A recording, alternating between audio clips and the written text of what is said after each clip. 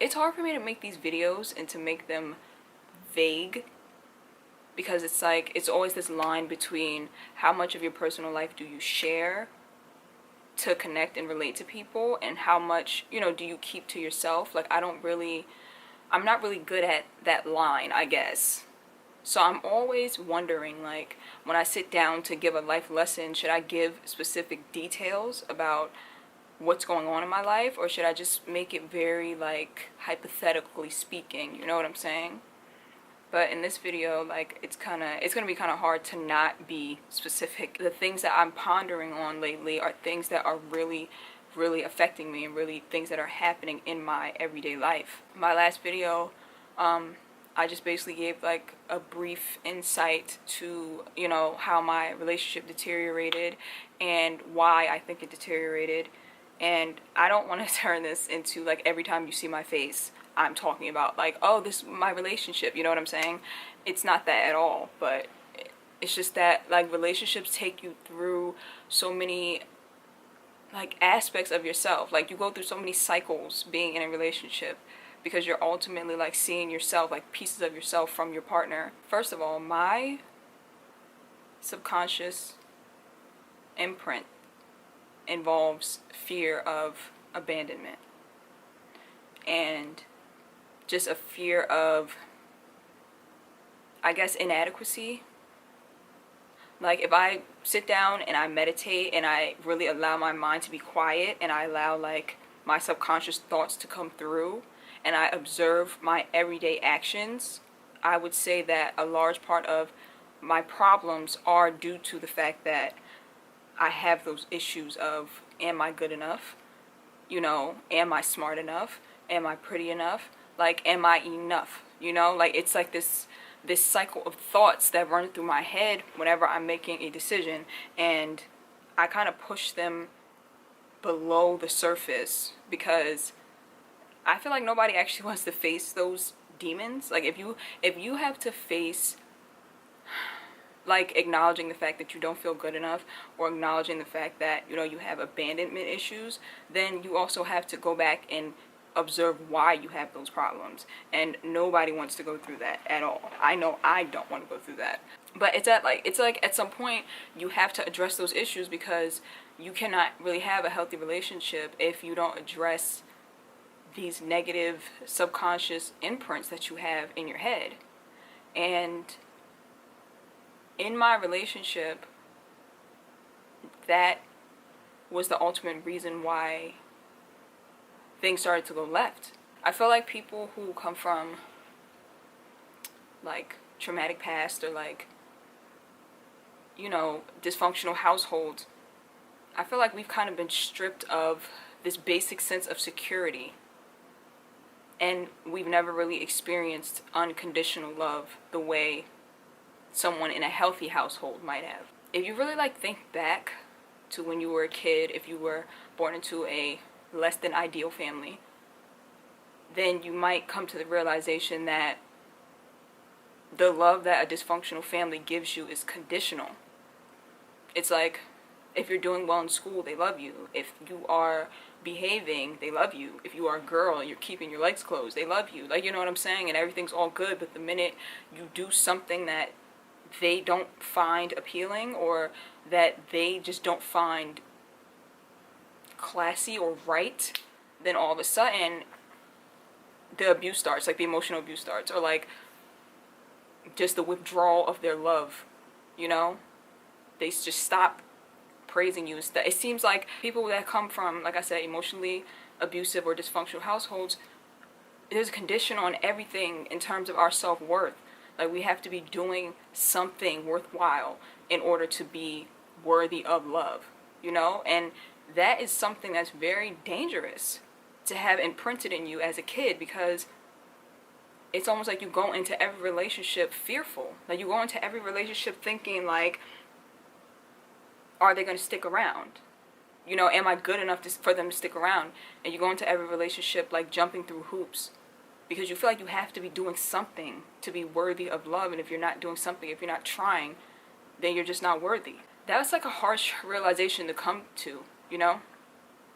It's harsh. But at the same time, it's necessary to address. Because in my last relationship, like, my mental health started to deteriorate because I was constantly comparing myself to girls from his past, you know, because he acted one way towards them and in another way towards me. And a healthy state of mind would be able to separate his actions from my own sense of self-worth.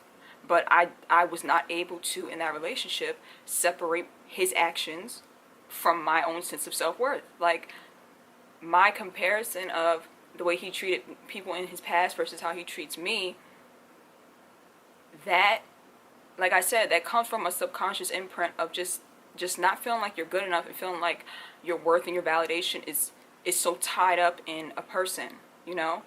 And it's just hard to find a balance, because in relationships you're supposed to be in love, like you're supposed to be invested emotionally, but then it just makes you wonder, like, how much is too much or how much is not enough.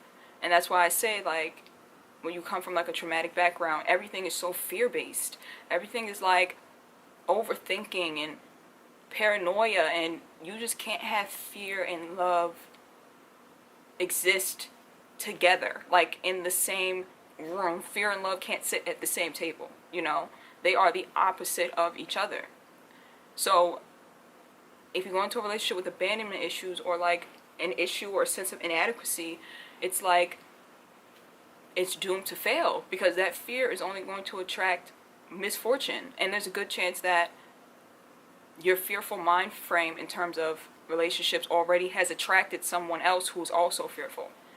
I know that my ex, like, I know that he operates from a fear-based view of relationships as well. And I think that's how we kind of ended up with each other. And I did notice that he was emotionally unavailable, but it's like when you have those rose-colored glasses on, and especially if that person is your friend, it's like you almost feel like, it's like you almost overlook that very important fact, that an emotionally unavailable person is not fit for someone who is hypersensitive because of their abusive past, you know? Because an emotionally unavailable person is only going to trigger that feeling of inadequacy within you. So it's unfortunate that, like, he became a walking, talking trigger to me. Like, I couldn't even maintain a friendship because I was just so, just triggered. It just wasn't going smoothly, you know? He just didn't know how to process his emotions and show me certain things, and it would trigger me, and then I would go off, and the more emotional I would get, the more closed off he would get. So it's kind of like we were just triggering each other. Bringing kids into this world is just no joke. It's no joke, because these are people's lives. Like, when you fail as a parent and your child just grows up just not getting the proper emotional tools, they suffer. Like, they suffer through life. Like, they suffer in their relationships, they suffer in their friendships, they suffer in their careers because of this. It's almost like this sense of not knowing who you are. Like, if your parents did not mold you by loving you and giving you emotional support, it's almost like you're left out in the wilderness and you kind of have to figure it out on your own. And it's hard to figure it out on your own. It's hard to grow up and develop a sense of identity because you don't know who you are. You know, like, you don't know who you are. You're kind of just like floating through life and afraid of attaching to people and afraid of getting close to people and involved with people and having, you know, destructive coping mechanisms to where you just can't even live your best life. You know, like, you can't even live your best life because people decided to bring you into the world and not nurture you. You know, like, it just blows my mind. But what I am thankful for is that once you become aware of your issues and you're conscious of your issues, then that's when you can change your issues, you know? So I am thankful for that much. And the whole reason that I started this channel, well, my narcissistic abuse was the reason I started this channel. But to continue this channel, I needed some type of motivation in terms of like a goal or like a purpose. You know, doing YouTube is not easy. It's not like something you just throw together. It's very time consuming, and so if you don't have like a motivation behind what you're doing, then it's almost like you're destined to fail. So my motivation behind what I'm doing on my channel is just to try to change the way people think in terms of how they operate, and to try to help people understand why they are the way they are. And I'm hoping that by people becoming aware, that they then will go on a healing journey, and that when they have kids, their kids won't have to suffer, you know? Like, I'm trying to break generational curses with my YouTube channel. When I see kids like running around and I see like how little and small they are, I think back to when I was a kid, the things that I was experiencing at that age. It's like horrifying. It's horrifying. When I went to college, I was a sociology major at first because I wanted to be a social worker, because I just always wanted to help children, because when I was younger I was helpless, you know? I was helpless. So I wanted to become a social worker so that the minute I see a child being abused, I'm the one that comes in and takes them out of that situation. But then it became overwhelming because I was just like, man, like taking a child out of an abusive household, like there's a good chance they end up in the system, and sometimes that's not any better. And I can only do but so much, like taking one child away at a time. And then when I got involved in psychology, I was just like, this is a way that I can really help kids, like indirectly. Like if I can help adults who are having the kids, then those kids, it can prevent those kids from, you know, experiencing trauma and growing up in this cycle, this sick cycle that dysfunctional families have. And so when people message me and they're just like, oh my god, like I love your channel, like you changed my life, like, you know, I understand myself way better now, it's just like I feel like I'm doing what I'm supposed to be doing. Like I feel like I am fulfilling my purpose, because I feel like those people will now go on to heal, and then their kids won't have to suffer, you know, and then their kids won't have to suffer, you know, and then it just keeps on, like generation after generation, getting better and better. So I do urge anyone who, you know, likes to help people genuinely to use your voice and start some type of platform, because literally you can change, like you can literally change the future by changing the way that people's minds work, which is why I named my channel New Mind Frame, you know, changing the way that people think and the way that people behave. Like I get messages that are just like, because of you, like I left my abusive relationship. And that is mind-blowing to me, because I'm just like, wow, like had I not made this one video, maybe that person, these people would not have left their abusive situations, and they might have had kids with an abuser, and then the cycle continued. Sometimes it overwhelms me, because I'm just like, our generation is so powerful, like so powerful in terms of like our platform, like social media, YouTube. Like we have a voice, and you can touch so many people, and like you really literally can change people's lives. Like it blows my mind. Every time I get a message, it blows my mind, and I'm just like thankful for all the things that I've been through, because had I not been through these things, I would not be able to pass on this knowledge to people and help them in their future, you know, offspring and their future generation. Like I said, I urge anybody who likes to help people to literally use your voice to help, because at the end of the day, like people get so caught up in the material world, or like the physical world, I guess you could say. Like people get so caught up in having these goals to succeed, in terms of like having all these, you know, accolades.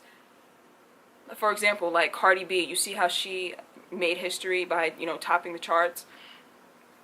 People look at that like, oh my god, like she's living her best life because she has accomplished something so huge. She made history, you know? And, you know, I love Cardi B, of course. Like that's, you know, I love her. And it's great. It's great that she is doing what she's doing, and it's great that she's so proud of herself. She made her family proud. But I think that a lot of people forget, like, there is so much more there's so much more to life than just having all this success under your belt. And I know firsthand, because growing up, I was an overachiever. You know, I was really wild as a teenager because I have a story time video, you can watch it. So, but let's put it this way. School is something that came very easily to me. I was always the one like getting awards, getting honors, like, oh, Shaniqua, you know, she got this award, that award, the math award, the reading award. Like, I was the kid like getting every award in every category. So I know what it is to achieve, quote unquote. I know what it is to receive praise, and I know what it is to receive admiration from other people. Let's put it that way. I learned early on that, like, that doesn't do much for me. You know, like, it doesn't do much for my core, like my soul. Like, yeah, I can get these awards. I could climb my way to the top, and you know, I'm sure it would be rewarding in the moment, but I just know also that my ultimate purpose here is to help other people. You know what I'm saying? Like, that's the only thing that really excites me. Like, I don't get excited at the thought of, you know, being able to flash, you know, everything that I've achieved. I hope that doesn't come across wrong, because like I said, there's nothing wrong with wanting to be successful. But at the end of the day, like, finding your life purpose is what really, really is going to fulfill you to your core, and what's going to get you out of bed and excited about life, you know, doing something that you love to do and making an impact on other people in the process. So yeah, I'm rambling, but these are things that were on my mind, and like, just reflecting on my past relationship, it's still hard for me. Like, it still hurts, because obviously I still love this man, because he was my friend before anything. Then I asked myself, like, do you even know what love is? What is love? Because if you never really experienced love from your parents, or you never really experienced love from your family, and like all the love you experienced was conditional, then do you really know what love feels like? And can you even give somebody true love? And I'm asking myself this, but I'm asking you this too. Like, I really want to know the answer, because sometimes I wonder, like, how much of relationships is based on filling a void versus actually wanting to give love and receive it, you know? Like, it's hard to decipher between the two when, like I said, you've never experienced real love before. So, that's all I had to say. And I will see you guys in the next video. Bye.